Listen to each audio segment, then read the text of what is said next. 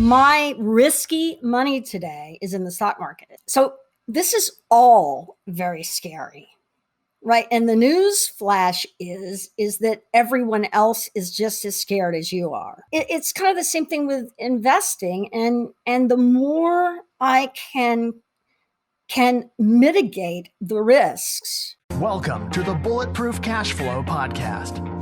Let's get into the show. Hey everyone, it's Agostino. What would you do if you did not have any fear? Now, I remember a handful of years ago when I was cut from yet another senior level tech role. I was afraid, right? But the difference is I decided to act on that fear. I acted on having no fear. Right? I decided to change my mind, right? Now, today, as I continue to discover the power of passive real estate investing, I can tell you that it's changed my life for the better. And I love just telling other people about the benefits of multifamily real estate. And I just tell everybody, and that's why we're here today, right? And our next guest has been on a very similar journey in terms of overcoming fear and building wealth for herself and her partners. Now, she began investing in real estate years ago, kicking off a career as a real estate entrepreneur. But in terms of cash, depreciation, and tax savings are all very, very exciting to her. Now, today she runs KeepMore, where she and her team have actively managed multifamily syndications over the past 6 years and have taken down well over $100 million in multifamily deals. Now, with all that, I'd like to welcome Holly Williams to the show. Holly, thanks for coming on. So good to be here. Thanks for having me. Yeah, it's going to be awesome. It's going to be awesome. Now, guys, if you like what Holly has to say, you can reach her via her contact page at keepmore.com. Okay, Holly, maybe tell listeners a little bit more about you and what you're doing these days in the world of multifamily. Sure. So I grew up in a suburb of Houston, and everybody's father worked for an oil company, just middle class. Mother was a school teacher and did everything right. Everything you're supposed to do. Go to college, get a job, put money in the 401k, buy a primary home as soon as you can, because that's the greatest store of your wealth, right? Is how, all right. Of those things. It's the house that you live in, right? That's what we're told. I was told the same thing. Yeah. Yep. Because the banks want to get you bigger and bigger mortgages, but that's right. We'll talk about that in a minute. So the next thing is that I was bumbling along. I started in advertising. So I am 58 years old. I know it's a curse because I look 30, but I am 58. And I had, I was doing great. I had a job offer in the early 90s, to come up to New York for a job that was supposed to last a year. And I got here and I absolutely loved it. So I love New York. It's a great place. I bought a Manhattan apartment after 2 years. They stopped asking me if I wanted to go back down to Dallas. I was living in Dallas at the time. So, here I am. I moved my way up the thing. I had read a book called Rich Dad, Poor Dad. And it really stuck with me. And I tried it, got a couple of single family homes. So I knew about real estate, but all of that is a lot of work. And so I finally figured that, if it was that great, why is he writing books, right? So it's hard to do that. And I was enjoying my life. I was enjoying my career, and I was moving up the advertising, having a good time. And I met a man in 1996 and got married and all of that, and had a child, and all of the things that you do. Meanwhile, putting the most in my 401k, moving up all of that. And I found myself, fairly successful in 2010, 8, 7, whatever, paying half of, I got a 65, how you put stuff in a mutual, of course, a financial advisor got one of those, right? And they put it in a mutual fund. This is outside of the 401k because I'm saving. That's what you're supposed to do.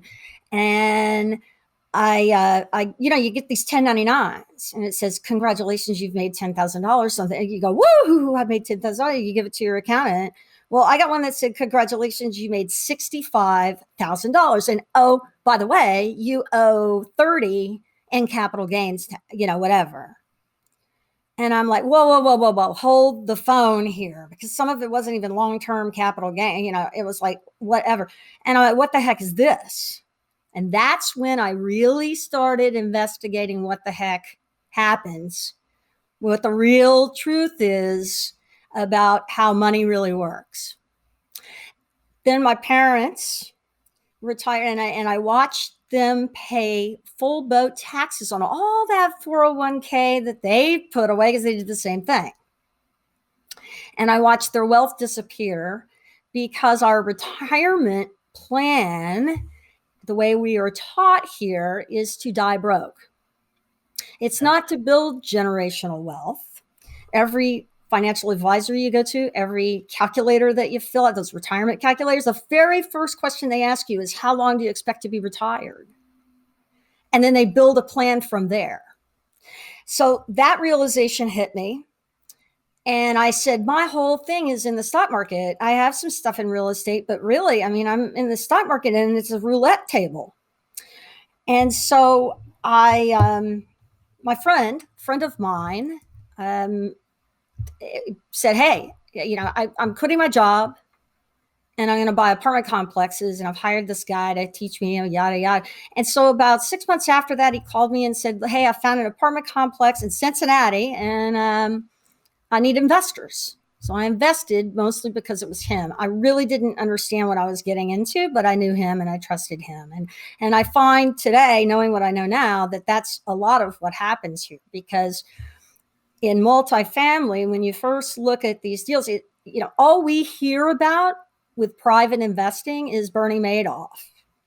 We don't hear about so about the gazillions of private investments out there. And there's an entire world, because since the beginning of time, the wealthy have borrowed money from each other. They've gotten into each other's deals. And the very, very wealthy, and the reason they keep getting wealthier is because they're really not going on their E-Trade account and buying stock. That's not what Warren Buffett is doing. That's right. I would bet the farm on it. I don't know him. I haven't talked to him, but I would bet the farm that is not what's happening. But yet we're told to hold, and we're told to just sit tight. Oh, it'll go up. And in our heads, we think that we're going to make this magical 10%. So our $1 million is going to give us $100,000 a year of passive income. And it's not. That's not what's going to happen, because it's going to go like this and this, and you're going to pay full boat taxes, and your expenses are most likely not going to go down when you retire. It's going to go up. So I watched my parents, and it was dicey. And I was devastated, actually. It was really sad to watch. And so I began to look for a better way. And so all of these things came together. I had the $65,000 1099. I had my parents going broke, and I had, a friend that got me into multifamily real estate, private investing, and I did it, and I began to learn about it, and I was absolutely amazed, and my life changed fairly quickly, because he asked me to help him do another one. We found another partner. I went down. It was in Houston, my hometown, and blah, blah. And so I got very involved in it and was a general partner in it early on. Didn't really even know what that was either. But I knew about real estate. And I knew how to run a business. You see, that's what this is. Real estate is about raising money. It's about executing a business plan. So I know that. So that's what I do today. Or have done.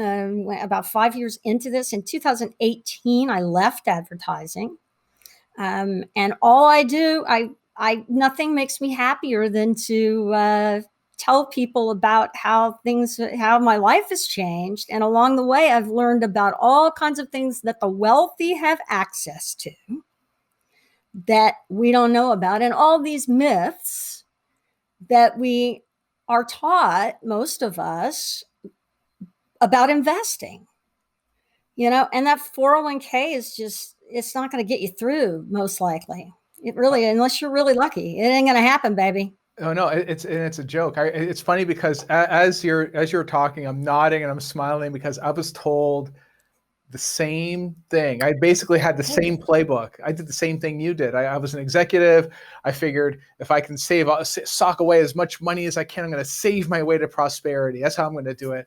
I remember when I was 19, Holly, Right. there's the guy, the HR brought in, human resources brings in usually one of these consultants, right? Oh yeah. If you set Yep. aside $50 a month for the next 50 years, you're going to have $1 million. And I remember thinking, wow, $1 million, wouldn't that be great? When you're 19, $1 million is like, you're set for life with $1 million, right? Right. And now you know as well as I do. And I'm not saying $1 million is not a lot of money, but it's not gonna cut the mustard. You know, when you're retired. It all depends on how you do it. See, $1 million, people say they have $1 million, but they don't count taxes. They don't count my risky money today is in the stock market. Because so this is all very scary. Right. And the news flash is that everyone else is just as scared as you are. And if you find people that have what you want and do what they do, then that's really what I've never had an original thought in my entire life. And, what I do know, though, is that when I started calling people to invest in my projects, they were like, Holly, listen, if you want to start a company, I'll invest. What do you need? You want a job? Whatever. But I lost money in a land deal, a couple of years ago. So, you can buy real estate for appreciation. And that's how most of us think about real estate. And you have to do that almost. I mean, you really do. I've looked everywhere. In places like New York and LA, and cash flow is near impossible at the beginning. You have to buy for appreciation. So you're buying something and banking on it going up. But when it doesn't go up, then you get in big trouble. And most of us work that way, that we buy our houses. We buy the most expensive house you can afford and all this, counting on it going up. And it doesn't always do that because you're dependent upon all of these other things. I'm a scuba diver. And I I wouldn't think of going diving without a boat that works, right? Telling people where I'm going and when I'm planning to get back, having a radio on it, having, equipment that works, having spare air, all of these redundant systems. And so it's kind of the same thing with investing. And the more I can mitigate the risks and understand the risks. You see, when I invest in an Apple, I have an iPhone. I like it, right? It works. Amazing thing. But I have no idea about Apple's business. I mean, really, what their margins are, what their what the trade agreements have to do with their business, what they've got in I have no idea. And so I'm really rolling the dice because your financial advisor doesn't either. Right. And so 100% of the time, when we have an apartment complex, the bigger the more zeros, the less risk in my mind. Because you have some levers you can pull and you need to understand what those levers are. And if you do it right and you buy something that's cash flowing, it is infinitely, in my opinion, I'm not a financial advisor. I'm not anything. Don't even take my word for anything I'm saying here. Just please do your own thing. But, and at least my experience has been that there are levers to pull. If you get a loan that you don't have to get out of at the wrong time, you get cash flowing, that you have some wiggle room, like a lot of wiggle room. You raise money for the capital expenditures ahead of time. You have a cushion. So all of these things. And so every deal that I'm in, we planned for what happened in the market. We didn't plan for a global pandemic, but we planned for a bad situation. Right. Right. And that's the thing, though, Holly, is that what we have to do as syndicators is we plan these things out. We try to put together good, strong deals. But I think something you touched on a second ago was the number of zeros on the deal. Before I started off in this business, and one of these, it was actually an old business partner told me, he's like, no one is interested in doing a small deal. They want to do giant deals. They want to do big deals, right? And if you have say a $5 million deal, you'll raise the money for that in no time versus a $500,000 deal. Those ones have a high degree more risk. And for many folks out there that might be listening that have never done investing before, this sounds very strange, right? They would think that the bigger dollars means a higher risk, right? That's right. It's the strangest thing. It really is the strangest thing. But to your point, there's a great deal more resources behind that say a $5 million purchase, as an example. There's more resources looking at it. There's the lenders taking a closer look at it. Without a doubt, they're not going to lend you money unless, they spend. We do comps. You do comps in a house and stuff with some realtor. A lender will spend 2 days at the property going through stuff. They're not going to lend money unless the deal's going to work. Right. And when they do, the money is cheaper, usually cheaper than it is for the $500,000 deal in terms of. People don't understand this, but when you start to understand it, at some point, everything is a leap of faith, right? And so I tell people that any investor that puts money in one of my deals, we've never come close to losing anything, but don't invest if this money just went poof and it impacts your life substantially. I do not want you to invest. And I look at every single investment that I make like that. So I don't put, we did a deal. The first deal I did put a lot of money in it. And then when we sold it, I got a lot of money and I took it. I didn't 1031 because I don't want to roll that over into one other deal, right? One other thing. And I put some in the stock market, but all through this experience, I've met people and I've began to understand how money really works and what Wall Street doesn't want us to know, frankly. And what we're told is one thing, and we saw it just earlier with the GameStop thing. So these are market makers. Goldman Sachs will forget the short selling. I think that's been explained enough, but Goldman Sachs has a division called ultra high net worth management, right? And so these people that are worth $30 million, I think you have to have like a $30 million net worth. You have to have 10 million of it liquid. You have to, all of this stuff. And then Goldman Sachs goes and invests it. And you know what they invest in? Apartment complexes. That's right. Right. And they invest in private lending. They invest in life insurance to back it all up. And they start private funds, and these hedge funds go in and they buy stocks, and then they put options, lower. They buy puts in case it goes down so they don't lose money, and then they buy, so they're hedging all of their bets, and they're telling us to just go buy this stuff, sit on it while they're trading in nanoseconds, just making a fortune. So I'm not opposed to making money, but me as Holly from Texas, clawed and scratched her way to the middle of the corporation, right? I didn't know anything about this. I didn't know it existed, and I wouldn't have believed you until my daughter started going to school with some of these folks. I thought Wall Street guys made like a couple $1,000,000. Forget it. No. They're making a whole lot more money. So I began to look at what really that 401k was costing. And that HR person that comes and they bring in Fidelity or something, well, you think that that's a benefit, my company, and it might be a benefit when they match it, but not really, because it's a write-off for them because they're making so much money because Fidelity's paying them to offer the 401k. It's very competitive. All these financial services. So, I could go on and on. So I wrote a book about that. So over the years, I've learned, and my life has changed dramatically.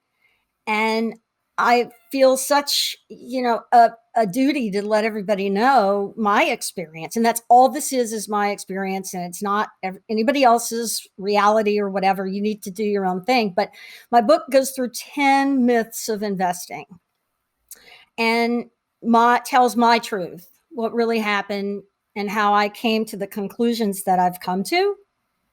And so that's what I do. And so today, not only do I do multifamily, I went and got an insurance license because, the largest buyer of life, and I have a life insurance policy, but the salesman was smarmy and he sold us all this stuff that we didn't need. And I didn't know anything about this, but the largest purchaser of life insurance in America are banks.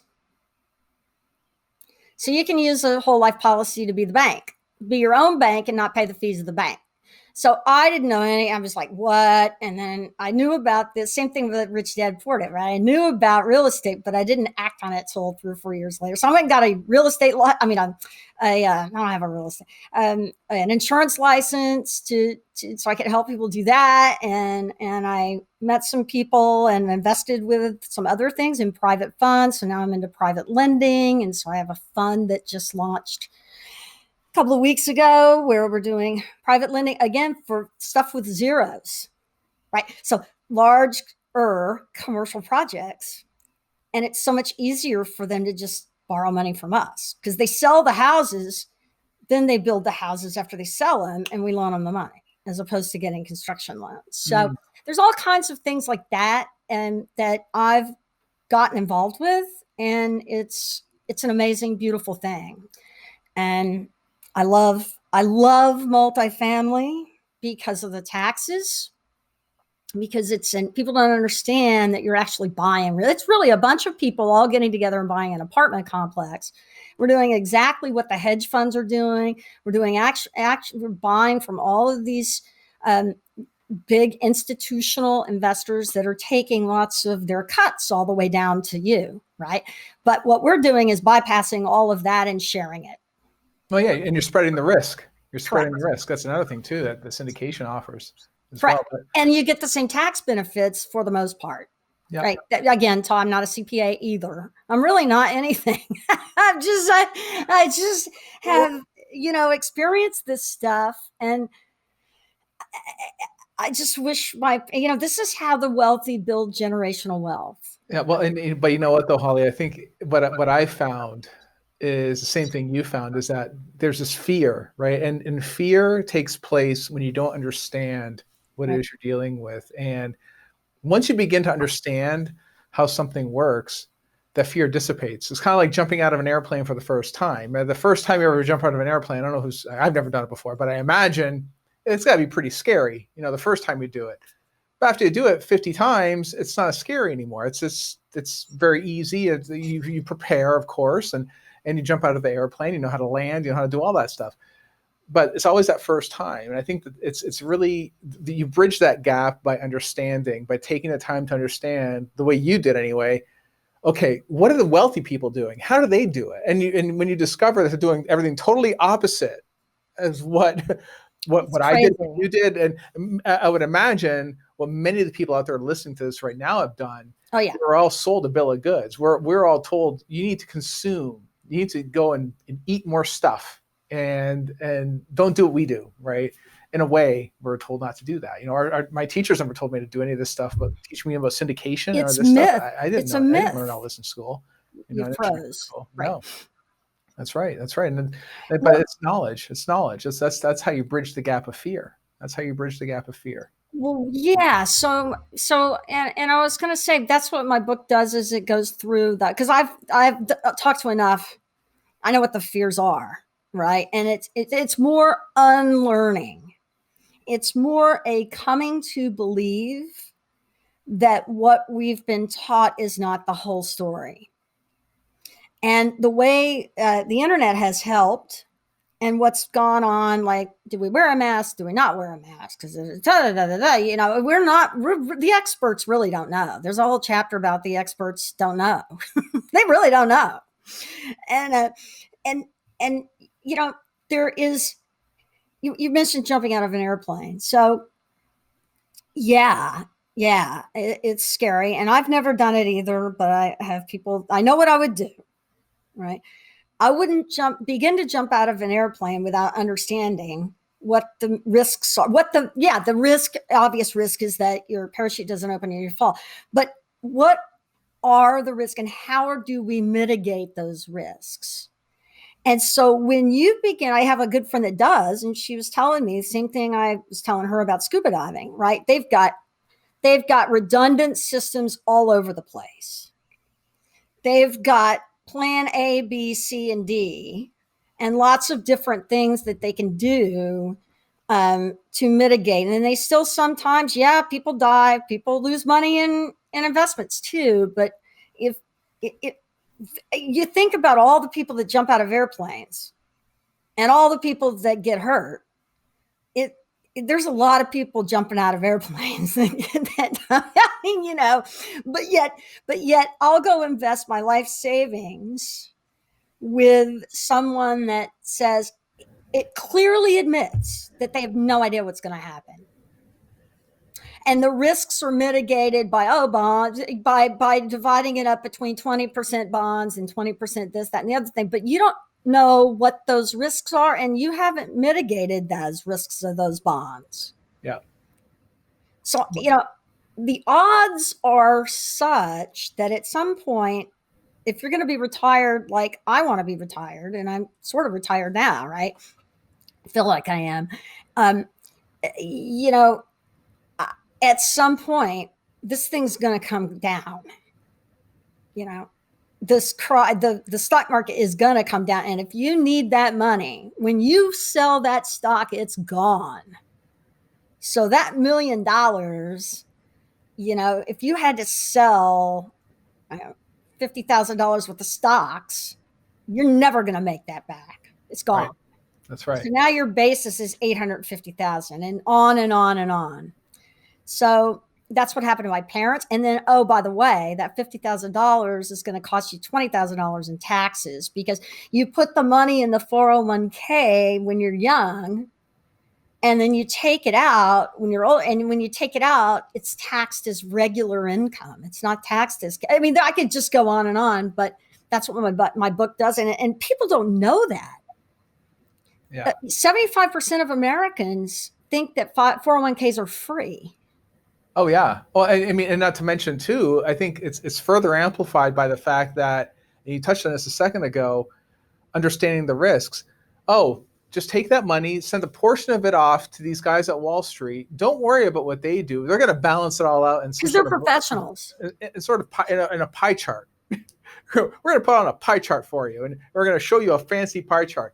But I think when you don't understand the intrinsic value of what it is you are actually buying, that is where things really start to break down. And right. we have a whole culture of people that have been told and trained to basically ignore what we're sending away, outsource that too. So we're basically outsource our knowledge for money.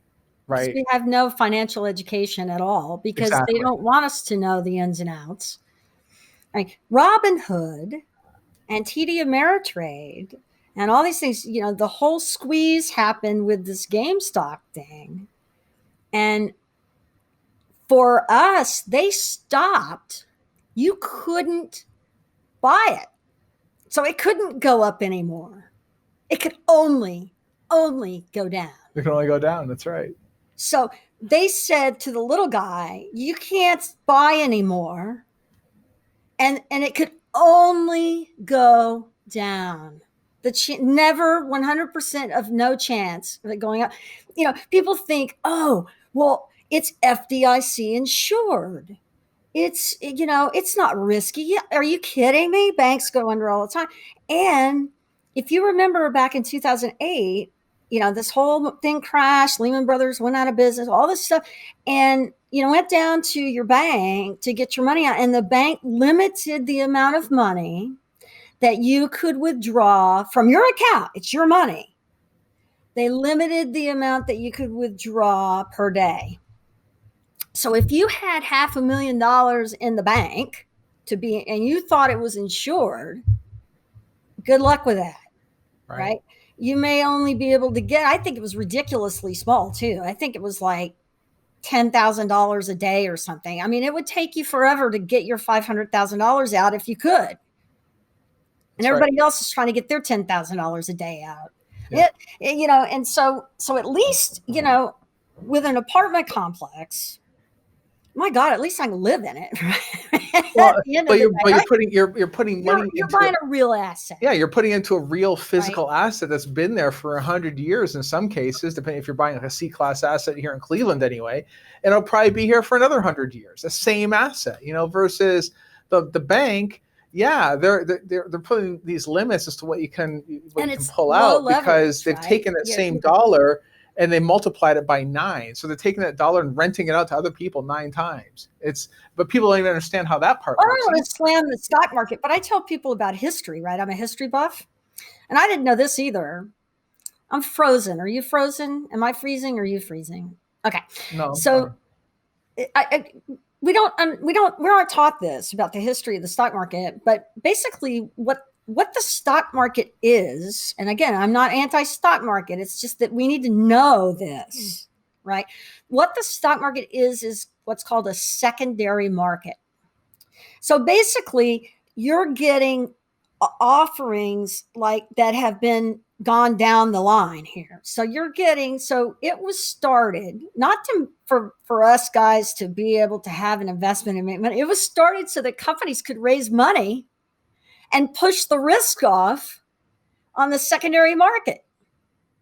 The first stock shares that were sold, was the tea company, the British American Tea Company. Yep. To explore America, right? And that was a secondary offering. And what happened was the king and the queen and the all the nobility that's were mostly landowners, by the way. They got first shot. And then they sold stock to average people. It was the first time that average people could have bought into something, and most of them lost their shirts. It wasn't until a while later that it was a success. And so, that's just one, you can read it yourself. We're not taught that in school and anymore. It's really what happened. It is really what happened, right? And so it's in the history books. Our teachers just don't go through it, right? Yeah. Well, you know what, Holly? I also think that it's because the teachers that we went to school to learn from, they're not wealthy individuals typically. And it's not a slam on teachers. It's just that's just not what they're doing. They've never. Most of them don't invest in multifamily. It's the 1%. Right. They just don't. And but the key is to educate and bridge that gap of knowledge so you can run out of that fear, get away from that fear by using knowledge. And it's still going to be scary, and eventually you're just going to have to make the leap, just like anything else. Yeah, that's right. When I moved to New York City, I was scared. I'd never even been here, but I had a good job offer. And a friend of mine said, Holly, it's going to take you 3 days to move up there. You can move back in 3 days too. It was still scary, but you're right. I mean, it's not like I don't have, so don't put your whole basket into one thing, but it really is, in my mind, I believe that my syndication investments are a gazillion times safer than what I've got in the stock market. Yeah. Oh, 100%. That's just me. Yeah. Yeah, 100%. Everything I own is pretty much in real estate. So I do have a little bit of stock, a little bit of crypto, but the bulk of my wealth is on real estate. So, correct. And that's 100%. It's a universal truth too. The wealthy people since the beginning of in medieval times, the measure of wealth was land. It was the landowners that were the wealthy and the nobility, and it's still true today. And it's a universal truth. It's just true. Yeah. Yeah. Now, Holly, if you had one piece of bulletproof advice for someone listening right now, what would you tell them? Trust your gut always. So your gut, realize though that your gut's going to be fearful. So see, you got to get rid of the old limiting beliefs. But once you do that, you got to trust your gut. And I usually bet on people, and I usually bet on a solid business plan. And I know how to, if the business plan makes sense, then, I pretty much go with it. And it does get much less scary once there are levels of understanding of everything. Right. And once you really understand what we've done to mitigate risks, and that you can really, it's a pretty easy decision. I can evaluate a deal pretty much, in not too long of a time.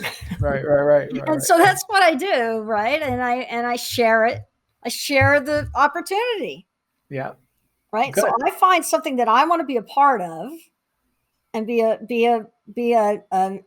major, I put money in every deal too. And that I feel like it's worth my time to make it happen. And then I let people know about it. Yeah. And then I keep them posted on how it's all going. That's it. The whole thing. Yeah. Excellent. Well, now, and you have an ebook as well, right? I do. So I have more than an ebook. So you can go, there's going to be links, but hiddeninvesting.com/book. If you go and you buy this, you can get it just for shipping and handling and stuff. If you put in the code KeepMore, so KeepMore, KeepMore, and I think it's like $9 or something. But so you get the download right away, and then you get the hard copy later, soon thereafter. Excellent. All right, excellent. Well, guys, if you want to reach out to Holly, you can get to her website, keepmore.com. Don't forget to take advantage of that book. Hope you got inspired. Hope you got charged up to get into your next deal. Just if you have that fear, use knowledge, bridge the gap, and understand what it is you're getting into, and trust your gut. That's right. Thanks for tuning in. See you on the next episode, guys. Take care. Hey, Agostino here, and I would love to connect directly with you. Text the word books to 202-410-4202 to receive weekly book recommendations from me.